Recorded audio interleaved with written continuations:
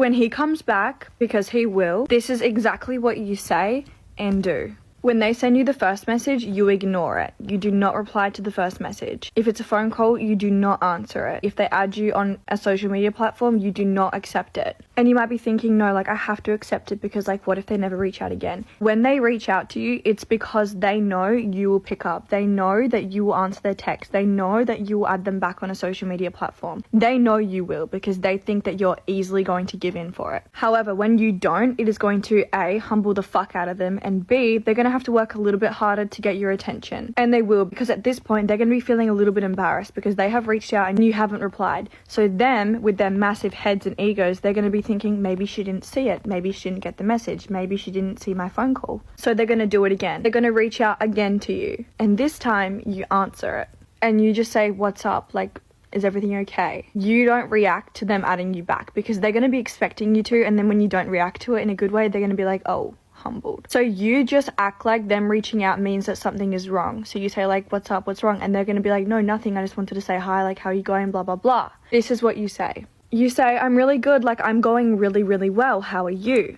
You act completely unfazed, completely unbothered. I don't care if you're jumping up and down screaming at the fact that he's contacted you. You act unfazed in the absolute slightest. He's going to be expecting you to say something along the lines of like, no, I'm not doing that well, like I really miss you, I'm so happy that you reached out to me, blah blah blah. You saying that you're going really well is literally going to piss him off. This next part is really important, okay? In the conversation, whether it's a day in, whether it's an hour in, whether it's 10 minutes into the conversation, he's going to hit you with the, have you been seeing anyone else, like, how's your love life going, sort of question. You say, yeah, I've seen a few people, but I'm just not really looking for a relationship right now. Yeah, I've seen a few people and like it went really well, but I'm just not really looking for a relationship. You hit him with that, he is gagged, he is speechless, he doesn't even know what to say. Because the reason why he ended it with you is because he wasn't looking for a relationship and maybe he thought you were, or he didn't want a relationship anymore but he knew that you did. So now you saying that you've ended it with people after him because you're not looking for a relationship is going to make him so angry. Because he's going to be thinking, no, I was the one that didn't want a relationship. And to finish it off really nicely, when he asks you why, you say this, and this is going to kill his insides. You are going to say, I just love being single. He is going to be so angry. Trust me, that works. He's going to be at your fucking feet doing everything he can to get you back, and you are just going to be like,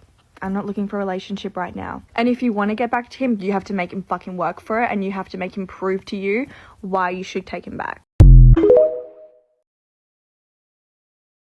When he finally comes back to you, how are you going to ensure that he doesn't just do the same thing to you over again? If he's not back for the right reasons or has no intention of actually changing, how will any of this go differently? This is exactly why you need a foolproof strategy to avoid looking like a goof. Which is why on today's live show, we're going to be discussing the 7 most important things to do when he comes back to you. That way you never waste your time again getting played by the same guy twice.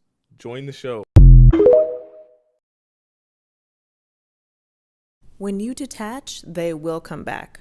Always and forever, because they're not feeling your energy anymore. They're not feeling the desperation, the need that you have for them. Once you detach and you're not thinking about them anymore, they feel that shift, that something's missing. Like, wait, hold on.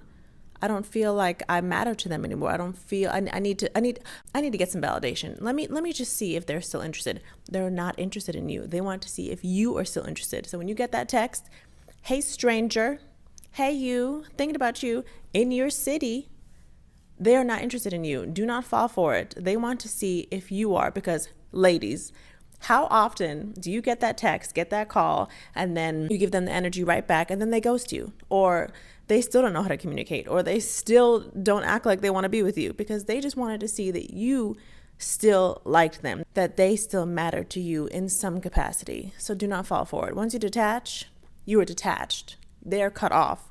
They will not hear from you again. Be strong. Be strong in these streets because, oof, they love to circle the block. This is for my girls for when he comes back. Stop it. Stop. You know he's gonna. They always do. And the moment you think that he's not going to come back, baby, he will. He will. He always does. Here's the deal with men, okay? So when you end things, when you end a situationship, when you end a little talking stage, or maybe you end a relationship, the guy always comes back when you are energetically detached, okay? When you literally feel energetically detached from him, an outcome, a future, the fantasy future that we all make in our heads, that is the moment that he comes back, okay? So that little in-between time, like as women, like we're so emotional, like we're hardwired to feel all of our emotions, which is a good thing. It's a blessing and a curse, but it's like that in-between time behind like, okay, you end things with the person and then you have this weird gap between like actually energetically like moving on. And that little gap is truly a call to focus on the self, like literally focus on you. Go all in, like knowing that you can never miss what's meant for you. If you were to just detach from that person, the outcome, the situationship, the question of like, oh, when will he come back? When will he slide in my DMs? When will he text me again? Like when? You literally write out that question and you're just so focused on self and like what you're doing and where you're going and like romanticizing the love in your life and everything that you have, like truly, babes, that is when he comes back. When he sees that you're doing better. Okay, when he sees you're doing better. And it's like kind of like the ease girl era. Like you're in this feminine ease, like you're not worried about him or you're not thinking about him. Literally just focus on yourself. You're focused on what you're doing, where you're at, and where you want to go. And that energy of love, and truly, I believe that it's when you slow down. Like, I believe that you get to that place of like abundance and love and gratitude. You operate on that higher frequency when you slow down. Like that's when it comes, like was when you slow down and you really embrace the little things, really embrace life for what it is and how you're living and how you're showing up today. So one of my favorite quotes, I read this in The Power of Now. It is that the past is irrelevant. The future doesn't exist. Like, listen up. The future does not exist. You do not know what the future entails. The future is just a made up word for like where we're thinking about in the future, but it doesn't exist. All that exists is this moment right now. So when you're able to come into that present moment and be presently here, that nothing, not the future, not the past, like nothing exists except this moment, that is where I feel true abundance and love and joy and that higher frequency comes from, truly. And so when you're operating in this present moment with love and gratitude, you operate on that frequency and the guy can pick up on that. He'll be able to feel that energy knowing that you're not tripping over him. You're only concerned about this present moment. And what's presently here is that he's not in your life. You're not concerned about when he's going to message you because you know he will. You're just worried about where you are right now and the actions that you see right now, which is where you are. So if you were to feel abundant in where you are presently at, that means focusing on self, going on a walk, focusing on getting your bag, working, eating as much protein, getting that dump truck. Come on, like focus on you, babes. Focus on you. Go grab your little afternoon crispy crisps. I'm really digging the mini Alani news. They're great. But just remember, everything always happens for your good and your highest good if you're willing and open to receiving that, okay? And whatever you do with when he decides to come back is up to you. I'm not going to sit here as your big sis telling you like, this is what you need to do. This is what you don't need to do. Like, you're a big girl. Like, you can make that decision. You can make that decision. But all I have to say, question, is it in your highest good? That's all. That's all. Cheers. Ciao. Be open-minded and discuss all your concerns. You know, the thing that sabotages and destroys potential relationships, whether in these dynamics or just starting off fresh, is the confusion. So it's important that if we're attempting to move forward, reconcile, work things out, whatever, that we be honest and forthcoming about how we feel, what fears do we have, talk it out, Put it out there, because I always say the man who loves you wants to bring you clarity and peace, because that's what's going to be needed if there's going to be a healthy step forward in making things work. If a guy ghosted you and then he tries to come back, this is exactly what you need to do. You see, whenever you're dating a guy and you are so into him, you're really boosting his ego because you're like, oh my God, you're so great. Then he starts to think that he is amazing. He's like, wow, this girl is really into me. You are boosting his confidence. And even though he may also be treating you like a really nice and taking you on really nice dates and it's all going great, but then he ghosted you. And then you're like, what the heck? Okay, that was unexpected. And then the cycle begins of you trying to move on, but you're still kind of thinking about him. And then the second you move on, he texts you. This is months later, sometimes years later. And then he's back. He's like, hello, hey, what's up? What you doing? And the reason why he does this is because he likely went on to see what other girls he could get and maybe started seeing somebody else that was also boosting his ego. And he was like, oh, this is amazing. Like, I'm getting all this attention, because that's how men work, especially men that love to play these games and love to be inconsistent and ghost girls, because they don't have that emotional maturity to just be upfront. So whenever he comes back, this is what you need to do. You need to remember that you get to write your own story. You are the narrator of your life, your one single life. So what are you gonna do? Are you going to entertain him? Are you going to be like, oh my gosh, hi, miss you? Even though he is treating you like a second option, sure, he might have realized that you're really nice to have around and he's like, oh, you know, I really liked that girl. Maybe I'll try to hit her up again. But you are not his first choice.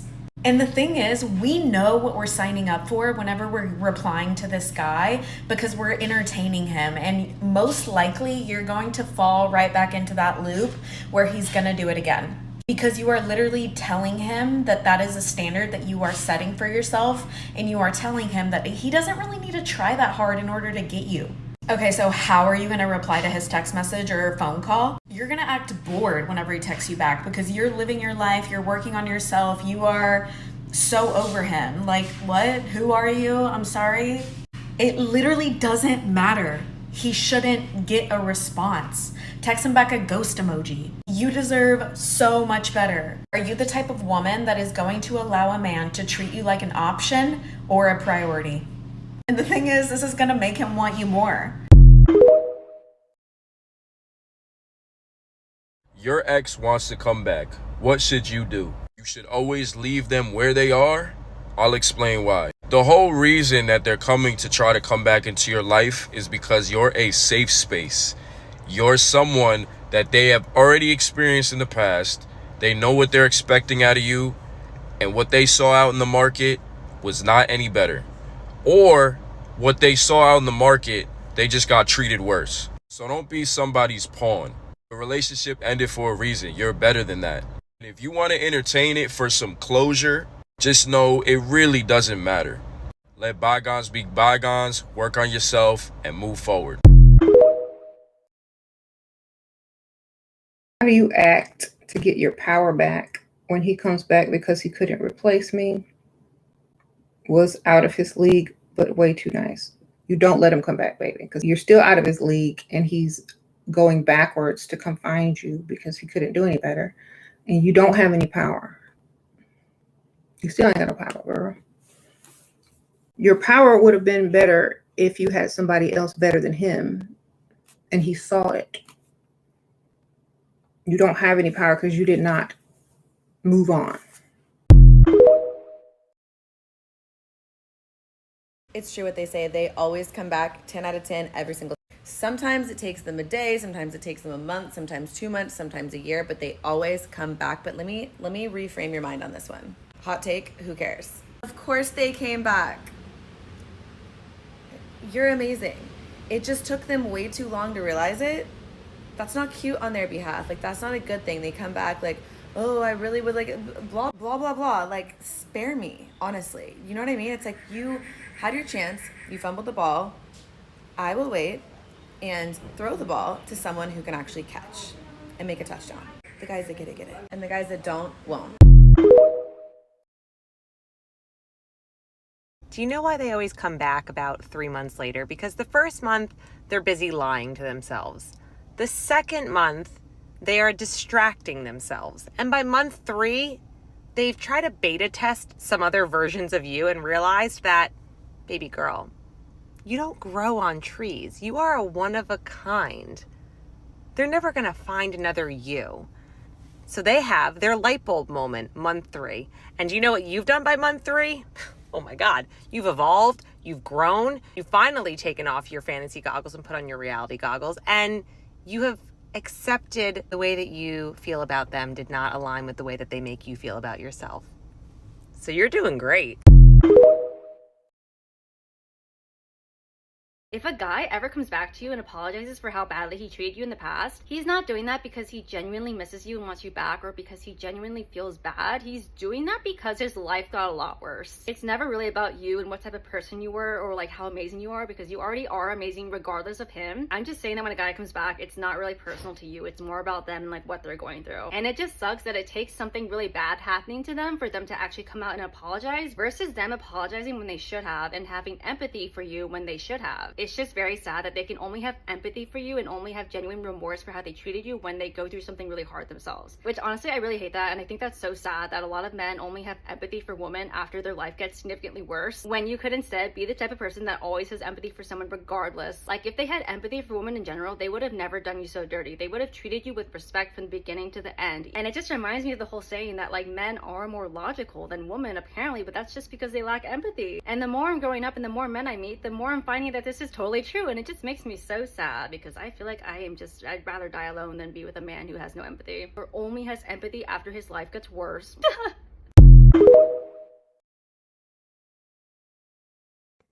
Now, here are the reasons why your ex would try to return after you have moved on and what you need to do about it. Now, when your ex return, it's not going to be a blatant like, hey, I miss you, let's try to get back together. It's not going to be like that. It's going to be a little sneaky. But you know what's crazy?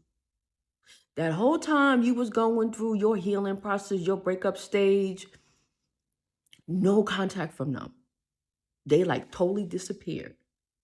But the minute that you went through your healing process, you moved on, they just want to poof, pop out of the blue and decide they want to contact you. It's all about energy, right? So after the breakup, you know, you had them on your mind and vice versa for like 24/7. But what usually happens is the other partner feels this gravity pull, right?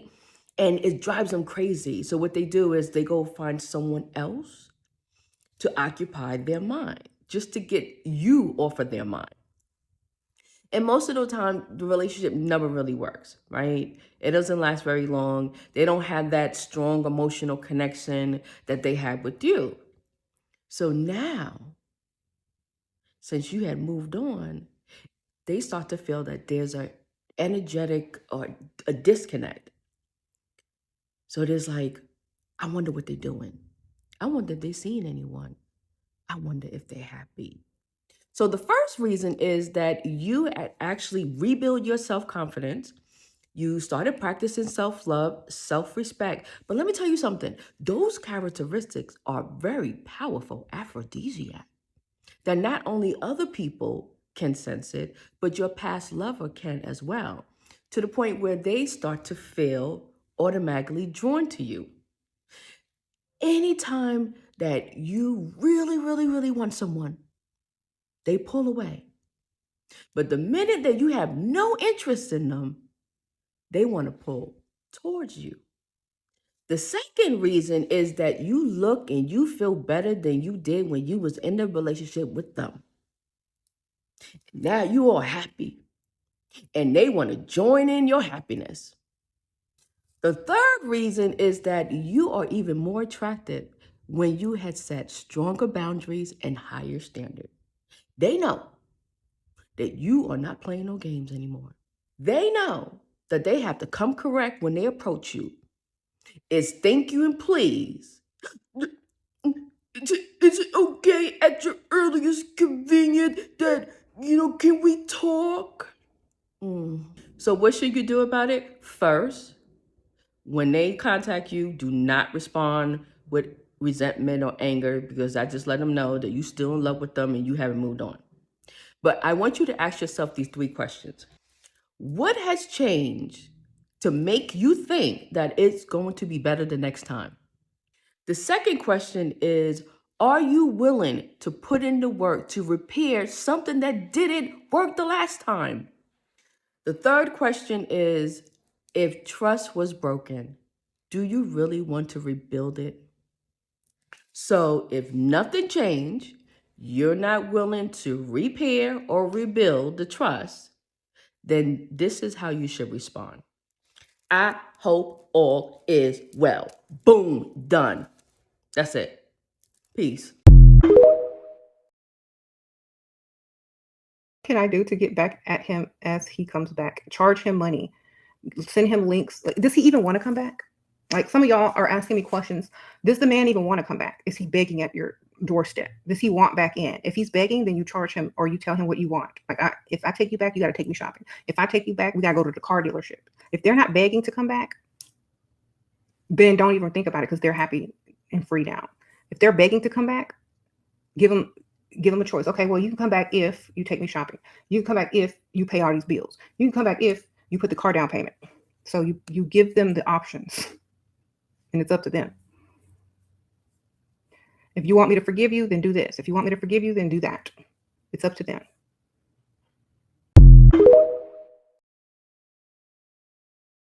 My favorite thing that guys do is when they ghost you and they come back like weeks or months later and you're like, WTF, you've ghosted me for X amount of time. That was weird. They'll respond back and be like, yeah, my bad, but I thought about you though.